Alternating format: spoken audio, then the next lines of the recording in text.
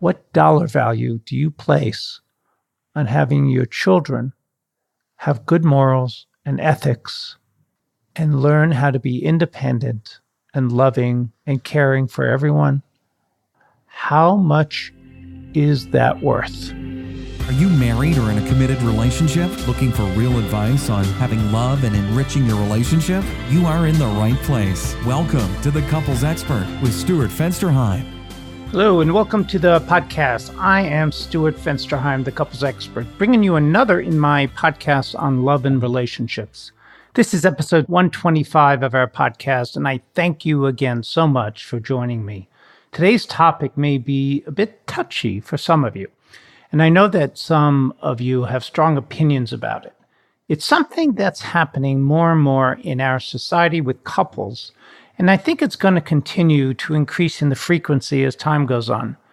How this affects a couple or family when the woman is the major money earner or so-called breadwinner. Now, there's lots of reasons why this comes up, but they less, I think, have to do with the couple's choice and more with how we as a society consider as traditional gender roles and family values. As women have gained better access to higher education and job skills and have continued to forge ahead in their quest for equality and equal pay for equal work, what's happened is it's increased their ability to earn a higher dollar salaries and to work at the top echelon of businesses in executive positions. Because you love and marry whom you love, there may be a discrepancy in the amount of money that each partner earns, or one may have a higher level of education and more marketable skills. In the case of raising families as a couple, one of the things that has been coming up more and more is choosing to have the man stay at home as the primary caregiver for the kids, while the woman's earning the higher salary that supports the family. Of course, there are more scenarios that may come up, but this is the one that I'm specifically going to talk about in today's podcast, when the women are the primary breadwinner. First, though, I'd like to share a little personal story about what happened to me this past week, because this past week I went to a conference in Orange County, and I love traveling because I don't do a lot of it. And I was staying at a hotel while the conference was going on. And I got to really just be free to do what I want to do. And the thing that always surprises me is that when I have the ability to just do things that I love doing on my own without asking my wife if it's okay with her or without sort of sharing that, it just feels unnatural now. It's unnatural because what always happens, it reinforces how much and how meaningful she is to me. Because while I enjoyed myself, it was fun. I had the ability to not even care what anyone else might think or feel about it. It didn't feel as full, just dull and bland. Because having her there just really makes the world go round and would have made this conference go around. We actually talked about whether or not she can come, and it didn't make sense because then we'd have to find someone to watch the dog, and I'm only going to be there a couple of days, or I only was there a couple of days. But I always love that feeling, knowing that my love is the one that I love being with. So anyway, let's get back to our topic. Women as the breadwinner in the relationship can be a real difficult thing, mostly, I think, due to the perception that if a woman in the relationship is making primarily the majority of the money, the man somehow is not fulfilling his role of protecting and providing for the family.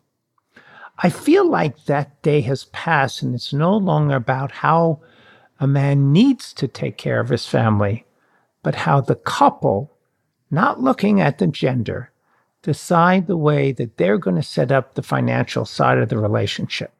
How they together decide not thinking of what outsiders or even the immediate family might think. But what's truly important is that they're choosing how they want to live their life and how they can best earn the money that they need to live in the life that they choose, in the lifestyle that they want. The most important thing, though, is the teamwork. That aspect is something that two people have to really talk a lot about. Both partners should be looking at how best the two of them can provide the financial security as a couple for themselves and their kids, how they can meet their goals that they're setting for themselves in the future, both currently in retirement and long-term care and all those kinds of things. And that it really doesn't matter who contributes the most dollars if you're truly a team and working for the same things and are trying to reach the same goals together. That is the key. You got to feel like you're doing it together. You are just two people who are in this world together, creating a life and a lifestyle that you both want, and that you're both willing to work for it, and that you both, that's right, both equally enjoy it when you achieve it. For me, I think it's high time to do away with traditional gender roles. No gender roles means no male roles, no female roles. Everyone is the same. The qualified person does the job that they can best perform.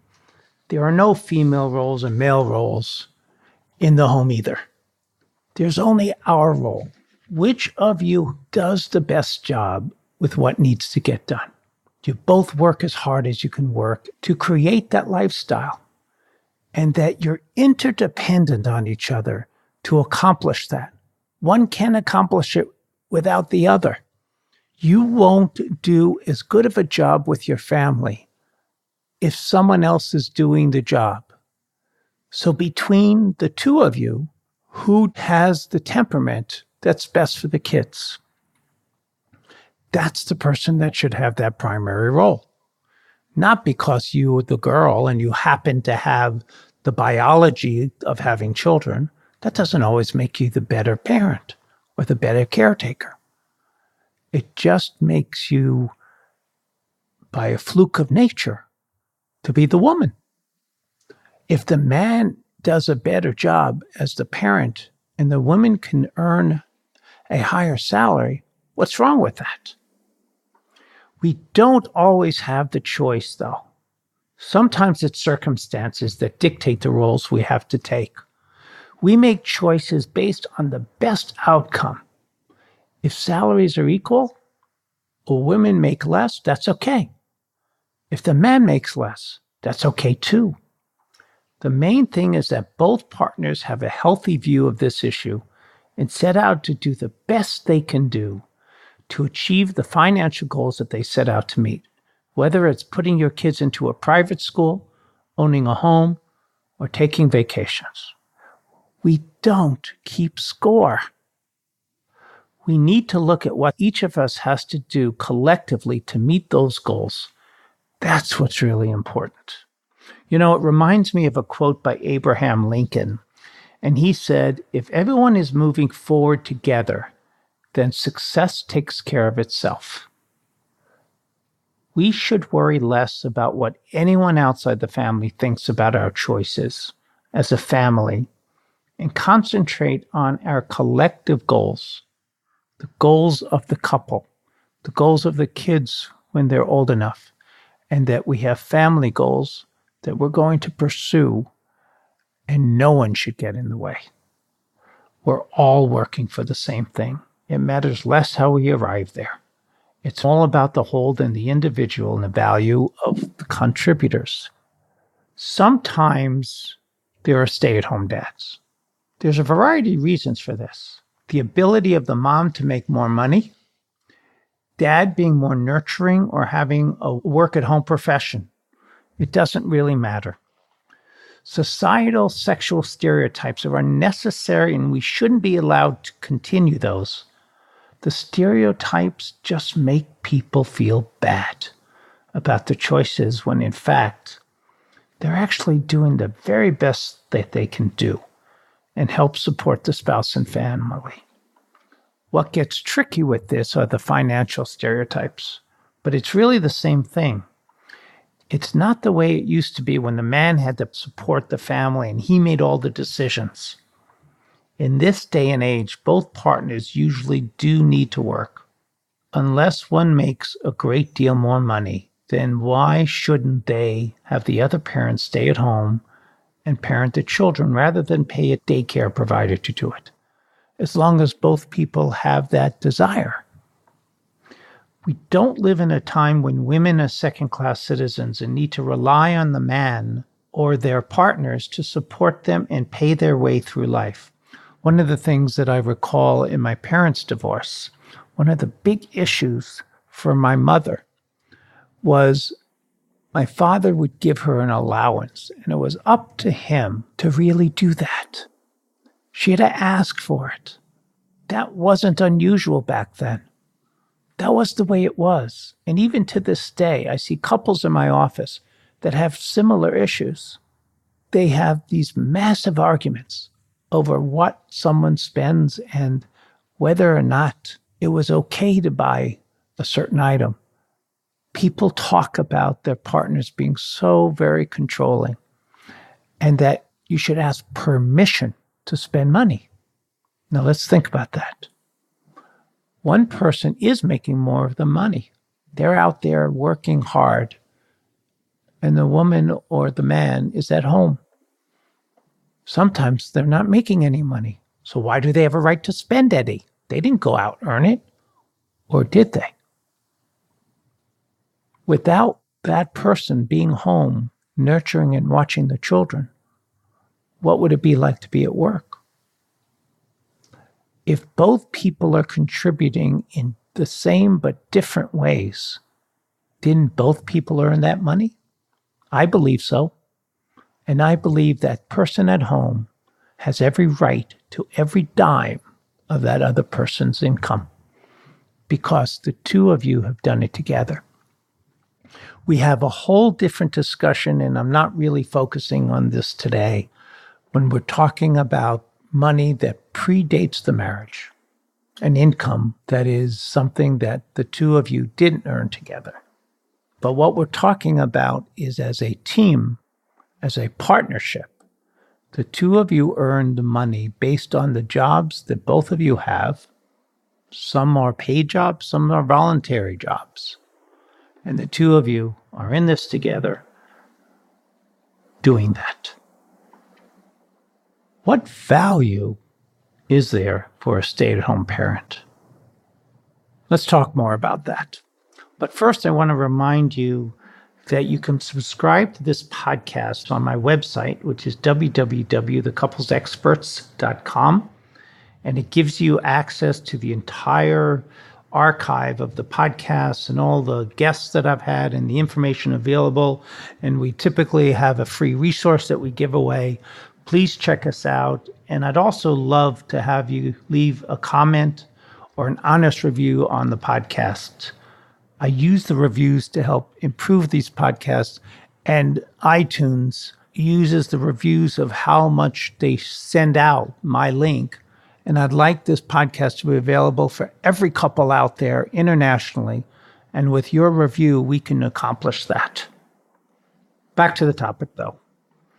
When I was getting ready to do this podcast, I got to thinking about the subject, and I began to ponder about stay-at-home dads.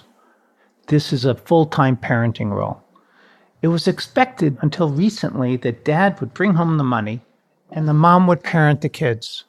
These are the roles that we all grew up with. I know I did. And the roles that are now beginning to seem dated and obsolete. It really leads me to talk about the division of responsibilities for the home and children and how money is spent in those traditional roles. If women are stay-at-home moms, should they have to ask permission to spend money? As I said a moment ago, my opinion is absolutely not. I feel like each couple should have collective finances, a pot of money where both parties pay into from their jobs if they both work, and each partner should have their own money to spend how they see fit. It's silly to think that your wife would need to ask you to be able to fill her gas tank or have coffee with a friend or get a massage. There's too much oversight there and controlling behavior. Each partner should have an agreed upon amount that they can spend with impunity without any need to check with your partner. The couple and the family as a unit should have an agreement that neither partner spends more than a certain amount without discussing it first. That's the best way to keep you both on the same page and both working toward your goals as a family to either buy a home or take a vacation. Working in a partnership to meet these same goals. The partnership is having you both be true teammates, where you don't question the importance of each other's loyalty and you both work toward your goals. I'm actually going to be doing a podcast shortly on relationships and loyalty. Check that out in the next week or so. The fact is that couples need to see each other as on the same team. That no matter what your contribution is, whether you stay at home, the primary caregiver, or the primary breadwinner, your contribution is just as important as the other spouse. Both of you as a team, as a unit, as a couple are equally responsible, no matter the dollar value. Don't let dollars get in the way of you having a close connected relationship. It's about teamwork. I don't know how many times I've said that. I don't know how many times I need to say it, but I will say it hundreds, if not thousands of times, because so often there are so many couples that don't work as a team. The two of you being on the same team, working toward the same end, there's beauty in that. If your choices are unconventional, it's okay. If they're conventional, it's okay. What's important is what's important to the two of you and not what others think. I think men have a harder time with this than women do because that role reversal is frowned on by so many people. Sometimes men in particular feel taken advantage of and they feel insecure that their needs are not going to matter to their wives and girlfriends. They feel emasculated. But more importantly, the emasculation is really due to societal pressures that he's doing woman's work. You know, it sounds like this is all old school, but it really isn't. Today, it's as strong as ever. It's a double standard. The expectation is that if women are doing it, they get praised and all these applause. People go, wow, you're such a great mom. And if the dad's doing, what you get is, what's wrong with you? That's not fair. I wonder if it would be looked at differently if we put a value on traditional female roles.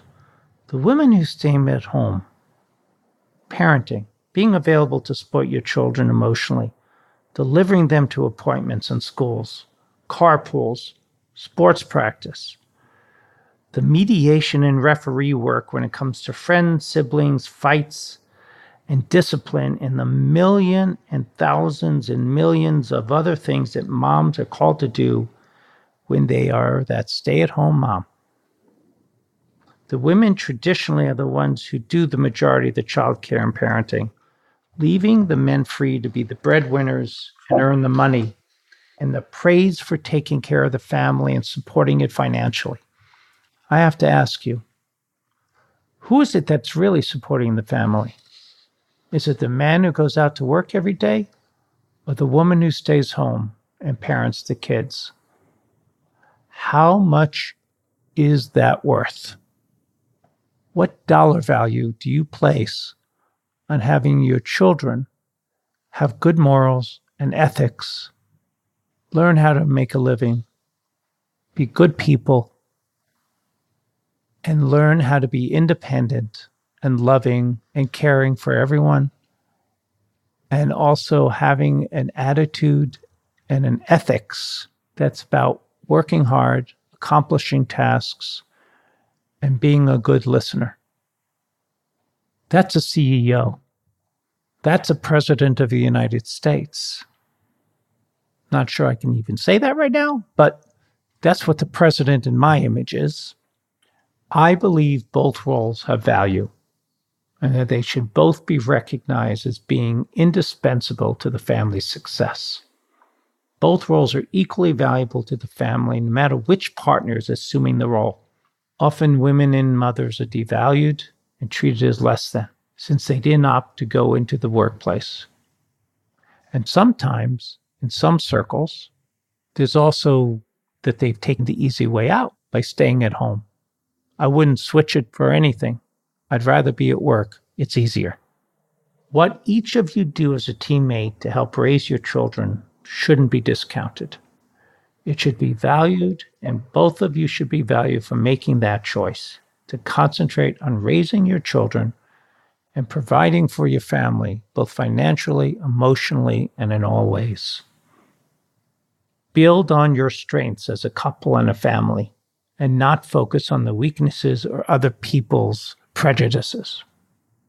Pick a traditional role if it fits. Pick a non-traditional role if it fits.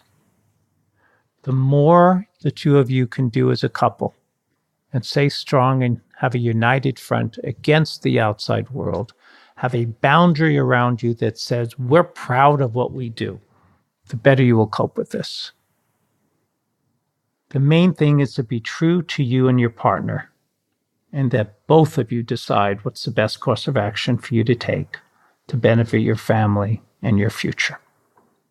Please join me next week when my topic will be the importance of loyalty and support in your relationship. I got a lot to say on that topic, that's for sure.